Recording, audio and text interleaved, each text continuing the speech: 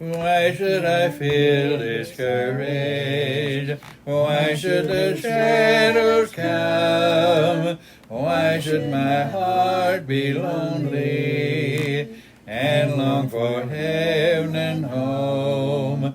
When Jesus is my portion, my constant friend is He.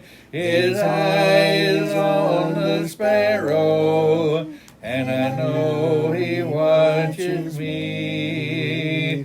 His eye is on the sparrow, and I know He watches me.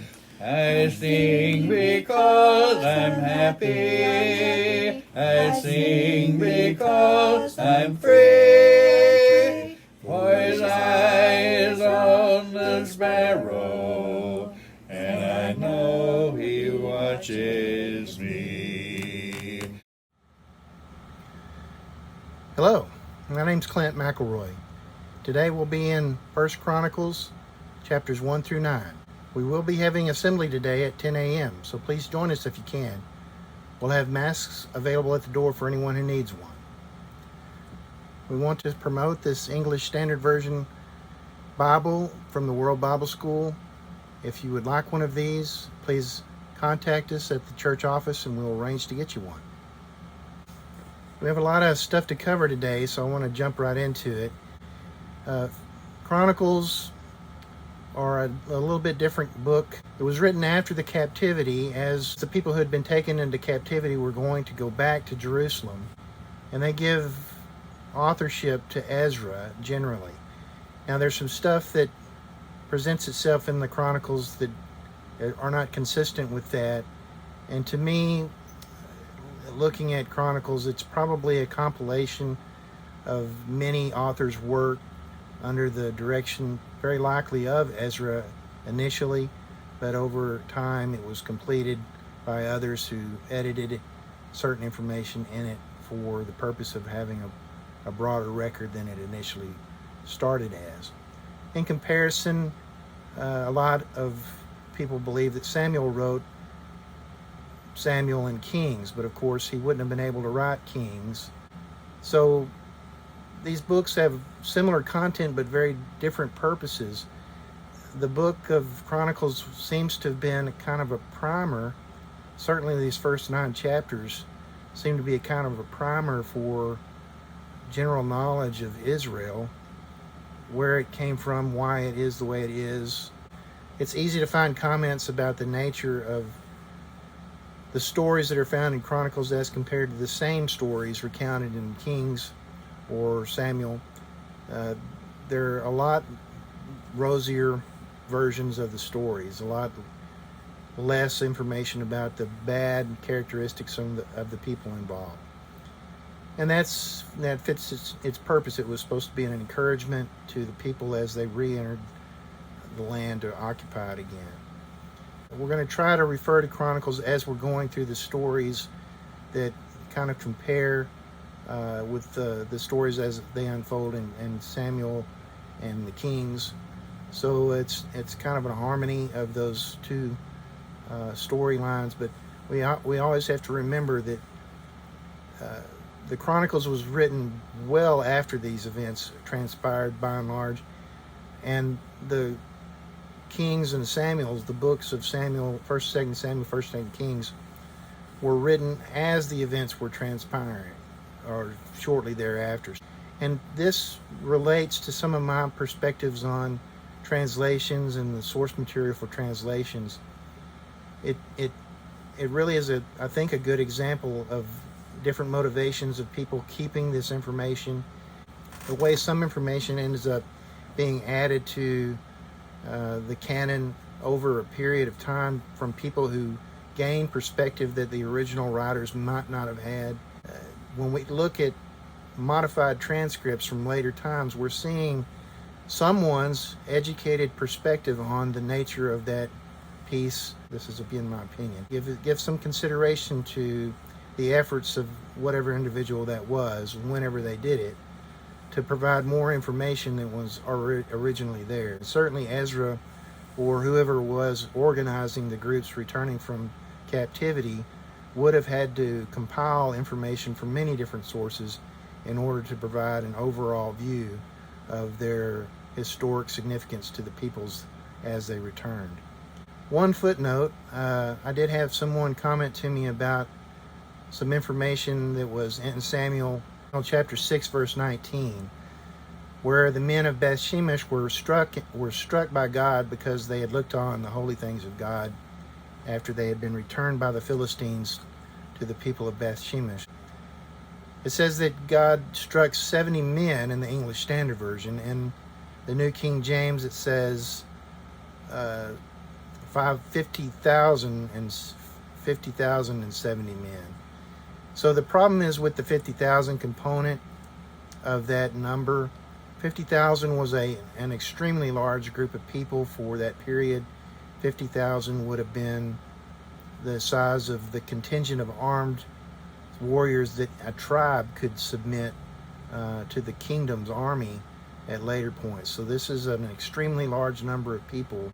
So another translation of that 50,000 men in this part of the passage is 50,000 oxen. It's highly unlikely that it was 50,000 plus 70 men, and the number is separate and apart from the 50,000. So I believe in the original language it's 70, and then there's another word there that is either 50,000 men or 50,000 oxen. It's just my opinion is the English Standard Version probably has it correct, that it was likely 70 men of that local population that were stricken by God, and the 50,000 must be something else. Now back to Chronicles. In 1 Chronicles chapter 1, I will read just a portion here because I do like to have some content of Scripture. I'm going to read the first portion of chapter 1, verses 1 through 27 out of the English Standard Version. Adam, Seth, Enosh, Kenan, Mahalalel, Jared, Enoch, Methuselah, Lamech, Noah, Shem, Ham, and Japheth. The sons of Japheth: Gomer, Magog, Madai, Javan, Tubal, Meshach, Tiras. The sons of Gomer: Ashkenaz, Rephath, and Togarmah. The sons of Javan: Elishash, Tarshish, Kittim, Rodanim. Verse 8. The sons of Ham: Cush, Egypt, Put, and Canaan.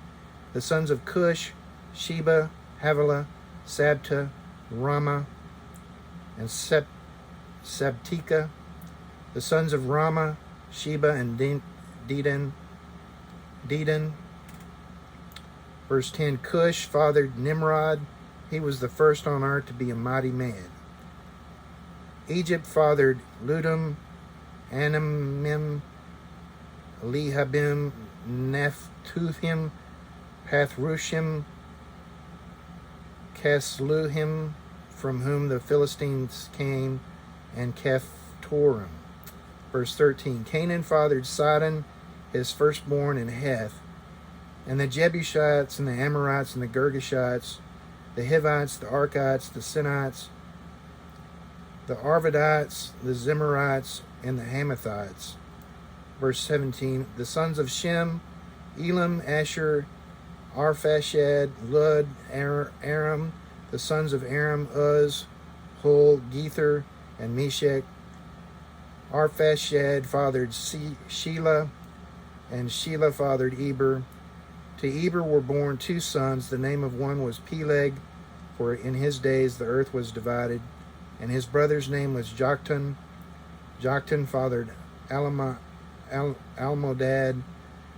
Sheleph, Almodad, and Sheleph, Hazar, Maveth, Gerar, Hadoram, Uzal, Dikla, Obal, Abelmael, Sheba, Ophir, Havilah, and Jobab. All these were the sons of Joktan. Verse 24. Shem, Arphashad, Shelah, Eber, Peleg, Ru, Serug, Nahor, Terah, Abram, that is Abraham. So you hopefully can gather why I don't want to read through this whole 9 chapters in any way, form, or fashion in an open, documented format. I would just, I'm sure I said something foul in saying some of those names. While I find it interesting because I recognize some of these names, the names became names of nations and the names of towns. There are a lot of names that are just here because they happen to be family members. And it's interesting to me that the Hebrews kept all of that information. They had all this information. They knew who everybody was and where they came from. It was a thing that they documented even to this point of their captivity as slaves under a foreign people. They had this same information. And it talks about in some of the passages in these first 9 chapters about of the sources of the genealogies. They had kept these as individuals. Some of the groups kept their own family genealogies. Some of the towns had their own genealogies. And apparently as they were taken into captivity, they kept all that stuff with them. So we just saw from Adam to Abraham. The last part of chapter 1 talks about the family of Abraham to Jacob. And these include the families of Ishmael and some of the family of the sons of Keturah. And then we also hear about the sons of Esau and how they fit into the storyline. And it describes how some of these became the peoples of the land, even talking about the kings of Edom. And there's a lot of similar names, so that's one little trap of looking at the genealogies. The names were not unique, although they're very unique sounding.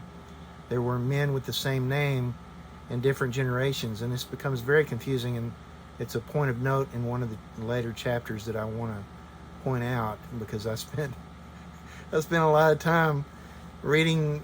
Well, we'll get to that story in a little bit. In chapter 2, we see a genealogy of the family of David, starting with the family of Judah. And it pulls no punches. It does describe the failures of Judah's eldest son, which are well documented, and the story of Judah and Tamar. And it talks about how Tamar's sons are in the lineage of the first sons. And in verse 11 we see Boaz, and that's the Boaz from the story of Ruth, described there. And we see Obed is the father of Jesse, who was, of course, the father of David. And then we have the description of all of David's brothers, which is, I don't believe that's found in the other passage, and we, of course, will cover that soon. But we know that of the sons of Jesse, all of them were looked upon by Samuel when he was going to choose the king. And after all had presented themselves, Samuel says, "Isn't there anybody left?" And of course, David was out in the field, so they called David in, and David was the one. So I just want to point out that there's a lot of story here, and specifically in chapter 2, there's stories here that are described in part, and it makes you wonder, where's the rest of that story? And I'm gonna have a lot of those, because one of the things about these first 9 chapters is that there's obviously source material that the writers are drawing from that we do not have, and that source material is of extreme interest to me. This is it's really amazing, some of the details that they're pulling out, and they're finding these details somewhere years later, and this was preserved into the captivity and found and recounted to the writers of this section. So where's that source material? That's a question that I've always had. And we see both in Kings and I believe in Chronicles references to other books that I'd always presumed were these books, but they're not, because they're not even contemporary books. So when we see these things in passing, they are significant. They are things that concern me. and I guess those who have interests along the same lines as I do. But they don't have any real significance to the intent God had because He didn't include them. So that's an important thing to remember. God has provided what we need. Although I'm intrigued by what's not here, what we do need is here. And we need to pay attention to these details because the details had significance to these folks. These folks are behaving the way they do because they knew details that we don't know, and they were significant to them in ways that potentially we won't know the significance of because we don't know the stories, but we can tell they had significance to them. They mention these stories in passing as if these were known stories to the reader, and they are just as footnotes. As I am putting a footnote about about Boaz being included in this passage here, they had references here in these passages they understood well, and we only understand a very few of them that we can read about in the other books that we do have. So I don't know if I'm making that point very plainly, but I do hope that you understand that the materials are incomplete. What we have is only a shadow of what was there and available to peoples at one time. But our understanding is not a shadow. Our understanding is actually better of these events and their significance to God's plan than these people had. So late in chapter 2, there is an interesting little passage in verse 50. These were the descendants of Caleb, the sons of Hur, the firstborn of Ephrathah. Shobal, the father of Kiriath-Jearim, Salma, the father of Bethlehem, and Hariph, the father of Beth-Gader. So we read about Kiriath-Jearim in 1 Samuel last time, and we know what Bethlehem is. I think this is the same Bethlehem. It could be the other Bethlehem, but these names of individuals become names of cities later on. So in chapter 3, we have the descendants of David specifically.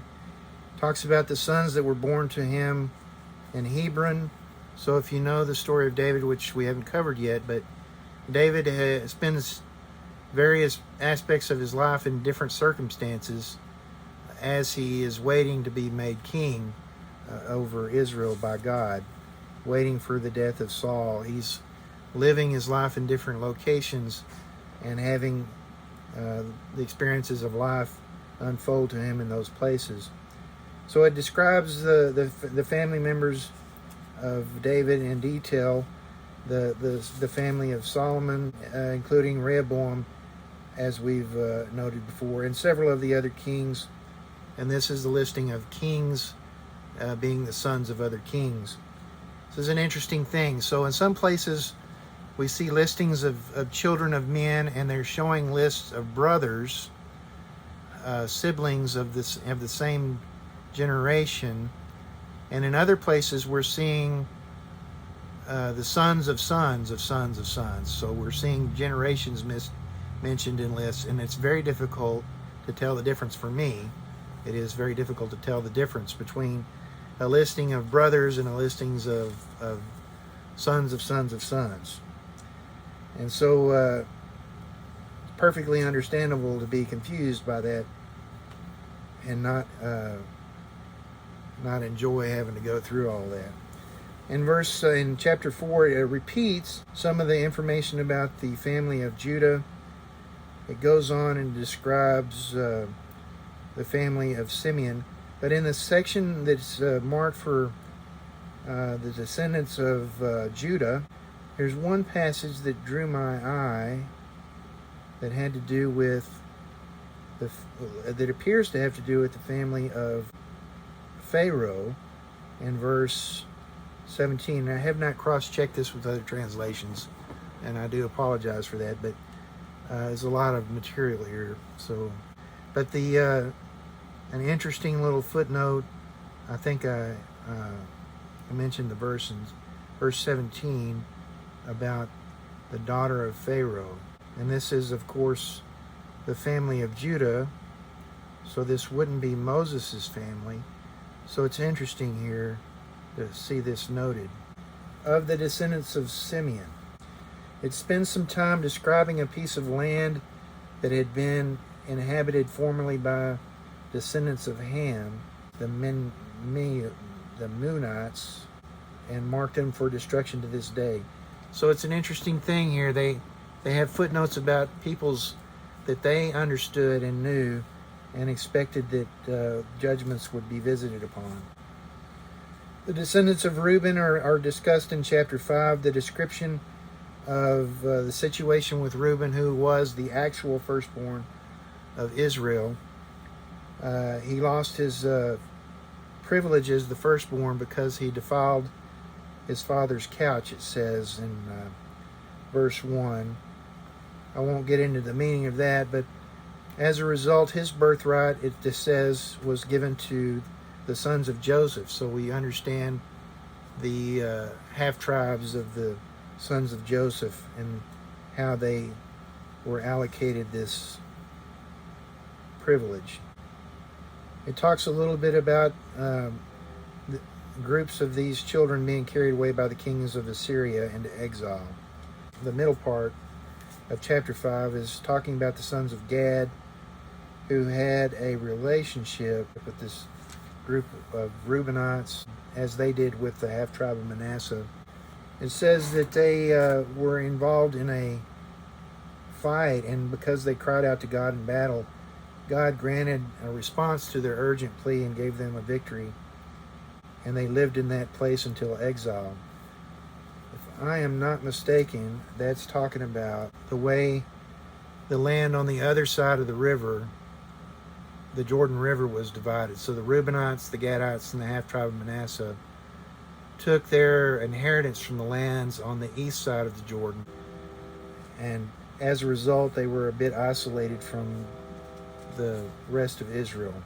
In chapter 6, we see the sons of Levi described, and of course, if you've studied it all the way the house of Levi worked, this is a very interesting passage describing their responsibilities, talking about even the lineage of high priests, as they would have had to been accounted for.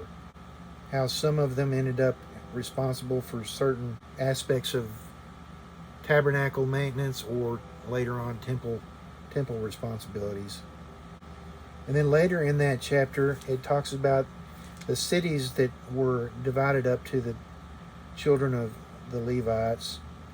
Of course, they were responsible for the cities of refuge, which honestly I thought were never really implemented properly, but apparently they were. They had all those lands made available to them, and it's accounted for here, along with other cities that were given to the Levites to provide for places for them to raise their herds and grow a limited amount of crops. They didn't have the vast resources of a large area, so they were given certain cities and the immediate pasture lands around those cities to accommodate any herds that they had and grow any foods that they needed to grow for their own purposes. By and large, they lived off the sacrifices made by the rest of the people, so they were in a world of hurt when the people didn't honor God properly with the sacrifices and tithes that they were supposed to pay. In chapter 7, we see the sons of Issachar described and the sons of Benjamin. They didn't get into a lot of details about the Benjaminites. They're going to talk about them a little bit later again when they discuss the family of Saul in chapter 8. The descendants of Naphtali are really given short shrift there, and more of the descendants of Manasseh. Another interesting thing about the way these genealogies are accounted for is in some places they're just talking about family lineage, in other places they're talking about almost a census of the numbers of men that were available to be supplied as warriors at different points. And I'm not sure the significance of that. It goes on in chapter 7 to discuss the descendants of Ephraim, which was the other half-tribe.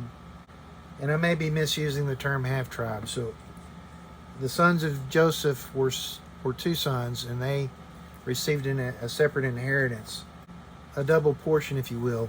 The double portion would have been the double portion intended for the firstborn, which should have been Reuben, but Reuben abused his place in the household of Israel. The term half-tribe, I don't know if it's necessarily because Joseph's son was Manasseh and then Ephraim, or if it's because they split. So I'm looking at a map from another study Bible of the 12 tribes where they landed. Of course, this is just some artist representation here, but the tribe on the east side of the Jordan River, and then the tribes on the west side. There was a group of the tribe of Manasseh on the east side and a group of the tribe of Manasseh on the west side, but Ephraim was strictly on the west side. So in that regard, I don't know the exact rationale from the use of the term half-tribe, but it's used here, if I'm not mistaken. Yes, in verse 23 of chapter 5, the members of the half-tribe of Manasseh lived in the land. But it's not used in reference to the tribe of Ephraim. So I've used that in myself in the past. So if you hear me say something to that, it's born out of my own ignorance. It's not because this is not something that's probably known. I just don't know it. And it just occurred to me that I'm maybe using that term incorrectly. So there are some famous towns mentioned there, including Megiddo is mentioned as one of the towns involved in those areas that belong to Ephraim. And finally, in chapter 7, there's the descendants of Asher. On into chapter 8 is a review of the family of Saul, and it really goes back over the sons of Benjamin again. I'm not sure why in such a short period, why they wouldn't have taken the section from, this is actually the first of two times this question comes up, but the sons of Benjamin are described in chapter 7 starting verse 6, and then they're repeated, at least in part, again in chapter 8 verse 1, and it goes on and tells more of the story there, bringing us right down to the time of Saul in verse 33. Now this is the second time. So here in chapter 8 starting in verse 29, we get into a section here of the description of a certain group of Benjaminites. I'll start in verse 29. Jeiel, the father of Gibeon, lived in Gibeon, and the name of his wife was Maacah. Verse 30, his firstborn son, Abdon, then Zur, Kish, Baal, Nadab, Gedor, Ahio, Zeker. And Mikloth, he fathered Shemaiah. Now these also lived opposite their kinsmen in Jerusalem with their kinsmen. Now that'd be all right. And what he's talking about here are a list of siblings, the children of Jael. But in verse 33 it says something odd. It says, Ner was the father of Kish. Nowhere in that list prior do we read the name Ner. So I spent several minutes, I'm not going to tell you how long I actually spent because it's quite embarrassing, going back looking for Ner in these lists of names. And I could not find it. And I finally decided that if I spent any more time, I wouldn't get this done. And I'm actually recording this quite late. But if you go on and look over in chapter 9, we have a repeat of this same guy's family in verse 35 of chapter 9. And I'm jumping ahead, and I apologize for that. But you just can't imagine how much time I spent on this. In Gibeon lived the father of Gibeon. Jael, the name of his wife, was Maacah, and his firstborn son, Abdon, then Zur, Kish, Baal, Ner, Nadab, Gedor, Ahio, Zechariah, and Mikloth. And Mikloth was the father of Shemaiah. and there also lived opposite their kinsmen in Jerusalem with their kinsmen. Ner fathered Kesh. So it's like they rewrote this section from chapter 8 right here, and then they included Ner between Baal and Nadab.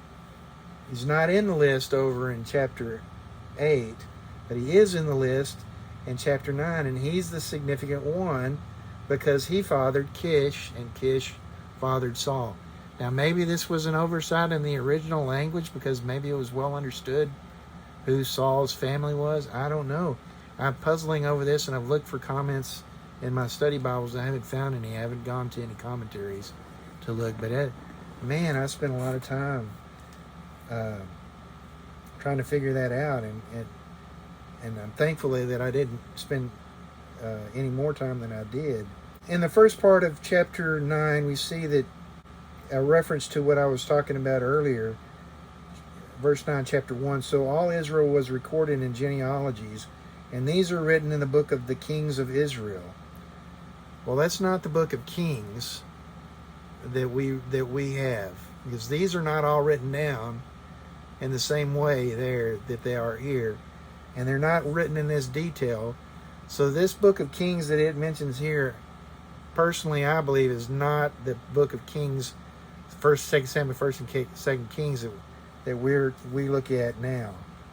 And I could be wrong, but I puzzled over that for quite some time, going back and forth and trying to find the references to be consistent, and I don't see it. But going on here, it talks about how some of the people returned into Israel, and it would almost be worth spending some time looking at that. But it is just it's a lot of names of some significance. I shouldn't say there's no significance. There are significant names here, but this is the time of the restoration of the people from captivity. And for some reason, it stops. This looks like a good place for chapter boundaries, but they don't put a chapter boundary there. They instead leave this repeat of Saul's genealogy in this section right before chapter 10, where the story of the end of Saul's reign is recorded. So this is where we'll stop for now. We'll go back to Samuel next week, and we'll look at this part about Samuel and Saul starting, and this is going to be several weeks study. But when we reach the end of that period, we will return to Chronicles and try to continue to keep pace with the story as it unfolds in 1st and 2nd Samuel with the story as it unfolds in Chronicles. I hope you found something interesting and encouraging from this study today. I have to admit, I enjoy looking at the genealogies. When I was younger, a child, the names were interesting to me just because the names were used in other cultural references. A lot of these names are what end up being names in science fiction shows. Star Wars borrows heavily from these names. But I'm a science fiction fan, if you haven't noticed from the stuff that I have. I hope you found something interesting, something that will at least keep you from yawning to death and covering this material. It's a difficult section to read because it is so incredibly long. It is a deal breaker for a lot of people when they pick up the Old Testament and start reading through those genealogies. It's very discouraging because it doesn't make a lot of sense. It's kind of like listening to people talk about other people's families and trying to figure out who's related to who and why anything happens. But we will be having our assembly today at 10 a.m. I hope to see you there. I hope you have a great week. God bless.